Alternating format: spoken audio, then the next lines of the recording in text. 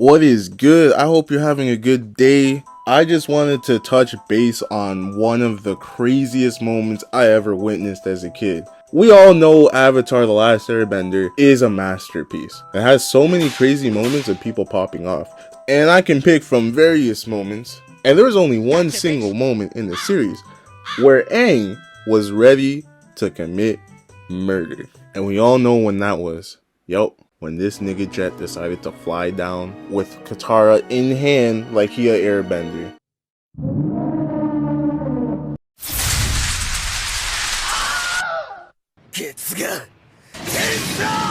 Let me just break down the craziest moment in Avatar: The Last Airbender.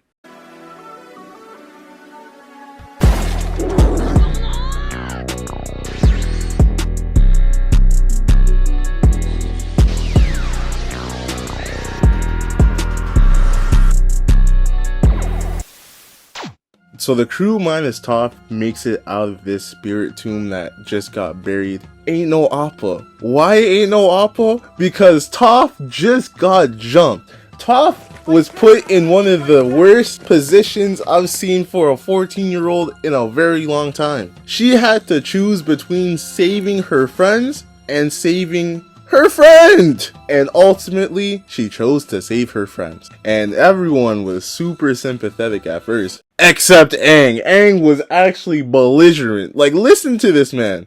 You really just let them take Appa? They jumped me and I had to make sure you guys were good. No, you didn't. You just didn't like him. He was smelly and you didn't like him. You couldn't see. Really, Aang? She couldn't see? That is some crazy shit. Like, we never seen Aang flip out like this. And they're in the middle of the desert. They ain't got no real way of getting out. So you would think everyone would try to work together to get out, right? Wrong! My boy Aang takes off. He's like, yo, screw your safety. Our friend, my nigga Appa, is not safe. I am going to go get this man my damn self. No one cares about him but me.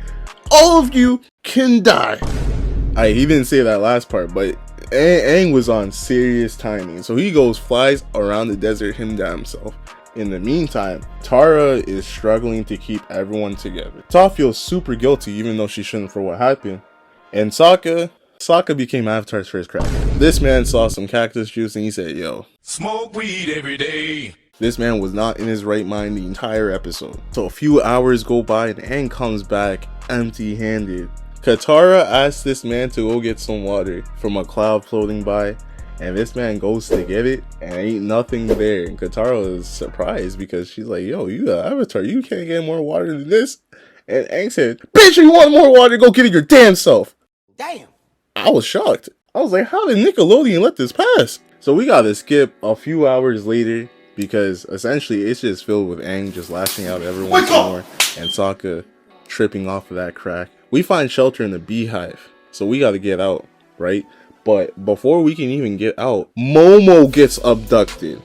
And Aang says, no, not again. He goes flying after the bee that took Momo. And the bee, halfway through the chase, sees the shoes on Aang and realizes it's not them beat up airbender loafers he normally has. He has some black Air Forces on now. So he lets go of Momo.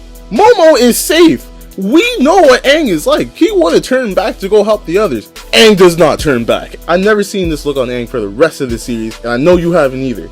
Aang zeroes in. This is not a threat. Repeat, this is not a threat. Aang uses Slice, and it's super effective. He cut the wings off of a bee.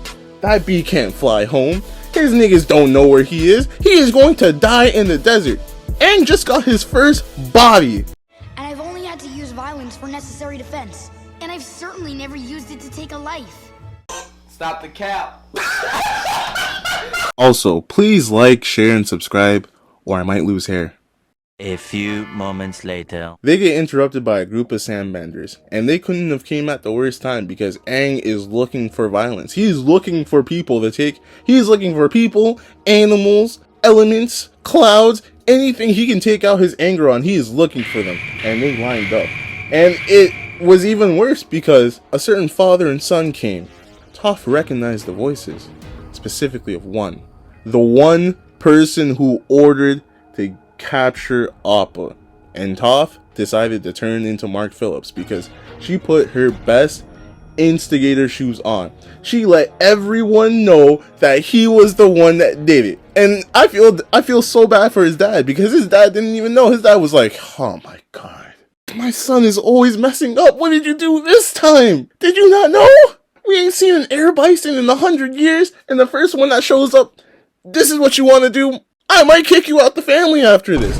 But the words you need to focus on is Aang. Because as soon as Toph decided to say she put a muzzle on this man, Aang actually scared me. Like, I was scared sitting here and I was perfectly safe. Listen to me. I don't know. We sold him to this man. He was covered in blood. He said he liked steak, so I don't think you have much time before your buddy becomes a barbecue platter with mac and cheese on the side. Listen to Aang's voice. Like, it's not even the fact that he's angry. It's not the fact that he's in the avatar state controlling it, by the way. It's the two-tone. Like, this man's giving the two-tone. It's a good thing he's wearing brown pants because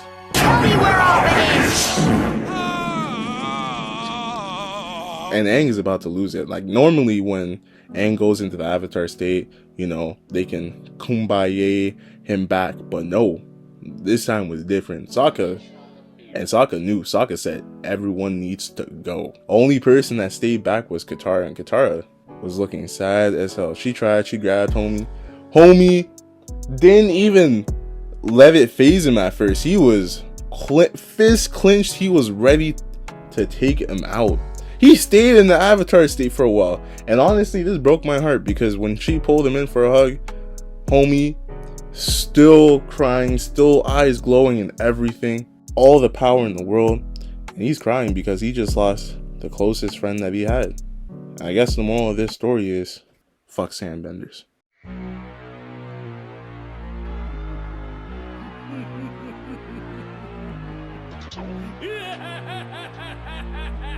Nice, baby.